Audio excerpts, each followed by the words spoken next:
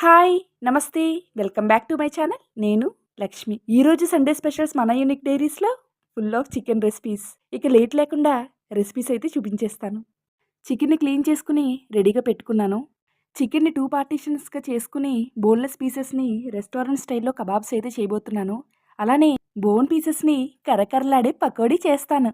ఇక చికెన్‌లో యాడ్ చేసుకునే మ్యాజిక్ మసాలాస్ అయితే చూపించేస్తాను. పెద్దగా వెరైటీ ఏమీ లేదు. అందరికీ అందుబాటులో ఉండేవే. ఉప్పు, పసుపు, మిరియాల పొడి, కారం, 2 స్పూన్ల పెరుగు, 1 స్పూను ఆయిల్, అల్లం వెల్లుల్లి పేస్ట్, హాఫ్ నిమ్మ చెక్క వేసుకుని ముక్కలకి పట్టేలాగా బాగా కలుపుకోవాలి. అంతేనా? 1 అవర్ ఫ్రిడ్జ్‌లో పెట్టుకుంటే కబాబ్ పీస్ సాఫ్ట్‌గా, టేస్టీగా ఉంటుంది. ఇక సెకండ్ పార్ట్ ఆఫ్ చికెన్‌లో జస్ట్ 2 స్పూన్స్ ఆఫ్ శనగపిండిని యాడ్ చేశాను పకోడీ చేద్దామని. పచ్చిమిరపకాయలు పడకపోతే చికెన్ పకోడీ టేస్టే ఉంటుంది. వాటిని కూడా వేసేసుకుంటున్నాను. ఆయిల్ అయితే హీట్ అయింది. చికెన్‌ని వేసుకున్నాక సిమ్‌లో పెట్టుకుని వేయించుకోవాలి. అప్పుడే పీస్ లోపలంతా కూడా చక్కగా వేగుతుంది. కాసినన్ని జీడిపప్పు, కరివేపాకు వేసి గార్నిష్ చేస్తే నా చేతి చికెన్ పకోడీ అదిరిపోకుండా ఉంటుందా ఏంటి? ఇక చికెన్ కబాబ్స్ దగ్గరికొచ్చేస్తే మ్యాగ్నేట్ చేసిన పీసెస్‌ని ఇలా కబాబ్ స్టిక్స్‌కి గుచ్చుకోవడమే. ఇవి మాత్రం ఐస్ క్రీమ్స్‌కొచ్చిన కుల్ఫీ స్టిక్స్. ఇలా వాడేస్తున్నా. రీయూజ్ చేయడం తప్పులేదుగా. పొదుపుగా ఉండడం మంచిది కూడా. ఇలా అన్నీ కూడా అరేంజ్ చేసుకోవాలి.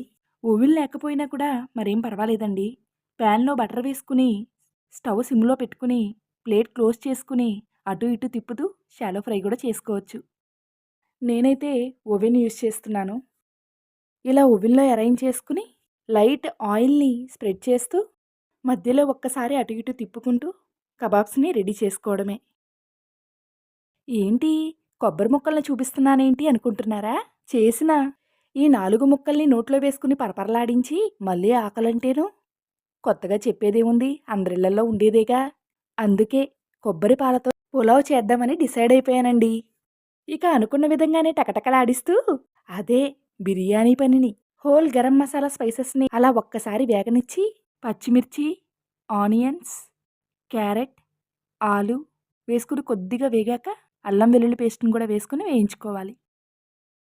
పులావ్కి సరిపడా కొలతగా వాటర్తో కూడిన కొబ్బరి పాలను కూడా యాడ్ చేసుకుని రైస్కి సరిపడా సాల్ట్ని, ఫ్లేవర్కి తగ్గట్టుగా పుదీనాని యాడ్ చేసుకోవాలి.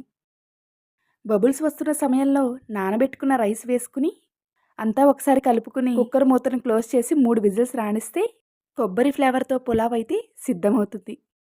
చూసారా రైస్ అనేది ఎంత పొడి పొడిగా వచ్చిందో. ఈ వీడియో మీకు నచ్చినట్లయితే కమెంట్ అయితే చేయండి. నన్ను ప్రోత్సహించిన వారు అవుతారు. మధ్యలో మన ఛానల్ ఎవరైనా చూస్తున్నట్లయితే తప్పకుండా సబ్స్క్రైబ్ చేసుకోండి, సపోర్ట్ చేయండి. రెస్టారెంట్ స్టైల్లో కుదిరేసింది ఇవాళ. Thanks for watching unique diaries Lakshmi.